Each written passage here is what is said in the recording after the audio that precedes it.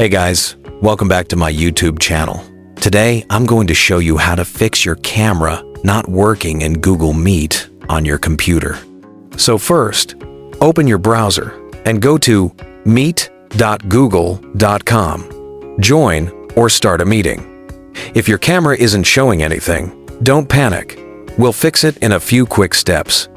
Step 1. Look at the bottom of your screen. Make sure the camera icon isn't crossed out. If it's red with a slash, just click it once to turn your camera back on.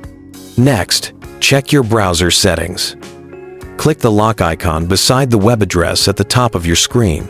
Then make sure Camera is set to Allow. If it says Block, change it to Allow and refresh the page. After checking all that, go back to Google Meet and refresh your camera. Should start working again. And that's it. That's how to fix camera not working in Google Meet on your computer. Thanks for watching.